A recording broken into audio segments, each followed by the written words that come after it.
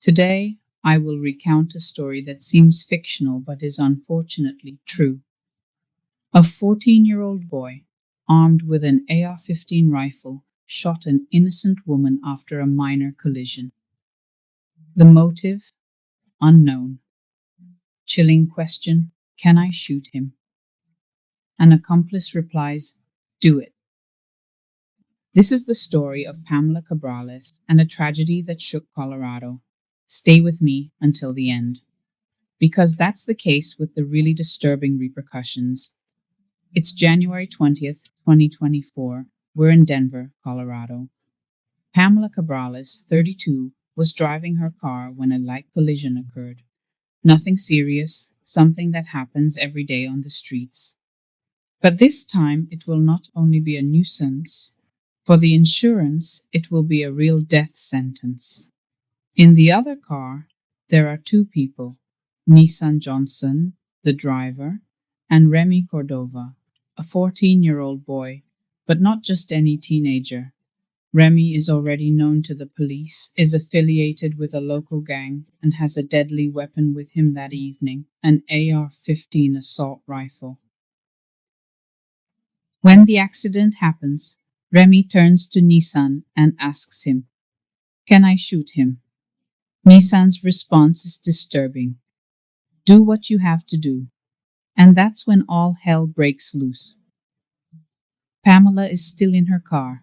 She probably didn't even understand what's going on. But Remy gets out of the car with the rifle in MA and without hesitation opens fire, 15-20 shots. The sound of gunfire pierces the night. Some witnesses incredibly think they are fireworks, but when they see Pamela's car drilled with bullets, reality hits them like a punch in the stomach. Pamela is badly injured. Her body is hit several times. Blood spills into the passenger compartment.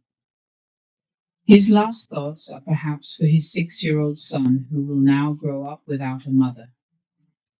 But who is Remy Cordova really, and what led him to commit such a ruthless crime? Remy grew up in a tough neighborhood of Denver, an area marked by poverty and gang violence. From an early age, he was exposed to an environment where violence was the norm, his father never present, his mother often busy doing multiple jobs to support the family. The result? Remy found a role model in the street in the gang, in grown men who used him as a pawn. Experts speak of a total lack of empathy in his behavior. He doesn't feel remorse. He doesn't seem to understand the gravity of his actions. According to some psychologists, this could be a sign of latent psychopathy or a serious conduct disorder. At 14, Remy had already committed minor crimes, had handled weapons, had learned the language of the streets. For him, shooting Pamela wasn't an impulsive act. It was a show of power, a test of loyalty to the tooth. Remy and Nissan don't stop for a second. They climb up and run away, leaving Pamela dying. But their escape will not last long. The next day, police are investigating another gang-related shooting, and guess what? The suspect's car matches the one used in Pamela's murder. The agents are on their trail. A high-speed chase begins. The roads are icy. The tension is skyrocketing. Nisha, in a desperate attempt to escape the police, loses control of the car.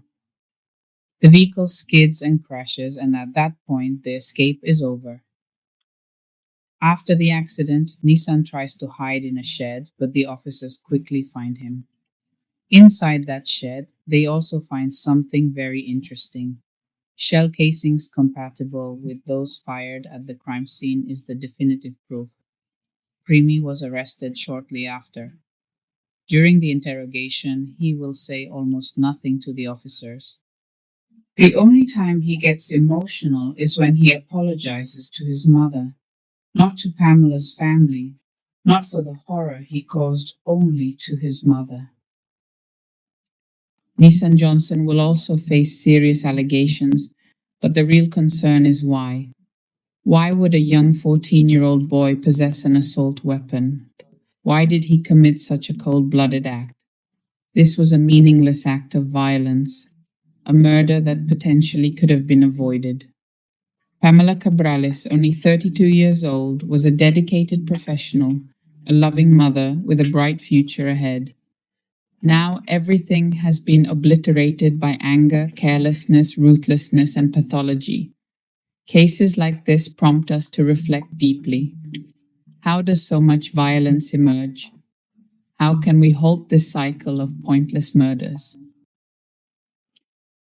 Given the severe nature of his crime, Cordoba was transferred from juvenile court to district court to be tried as an adult in November 2024. During the trial, a jury found him guilty of first-degree murder and attempted first-degree murder on December 12, 2024, as noted by Judge Darrell Soakley. The judge sentenced him to life in prison with the possibility of parole after serving 40 years for murder and an additional 8 years for attempted murder, both to be served consecutively.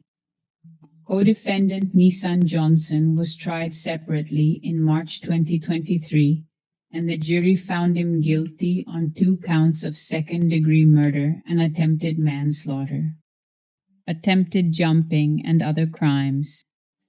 In June 2023, he was sentenced to 35 years in prison, followed by 14 years of probation. Pamela Cabriales was a young woman, mother of a 6-year-old boy named Leo. She worked as a real estate agent in the Denver metropolitan area and was known for her loving character and dedication to others. Pamela was described by friends and family as a person who was always willing to help anyone in need. Her family highlighted that Pamela had a very bright future ahead of her, and that her untimely loss was a horrific act of inhuman cruelty. After her tragic death, a GoFundMe campaign was launched to raise funds for little Leo's educational future, thus ensuring its financial support for university studies. The local community was deeply shaken by her death, and many have come together to offer support to the family and demand justice for Pamela. Her life, though terminated prematurely, left an indelible imprint on those who knew and loved her. Let me know what? Think about it in the comments. What if you liked this video and want more in-depth crime stories are shared here? Make sure to subscribe to the channel and click the bell icon, and we will see you in the next story.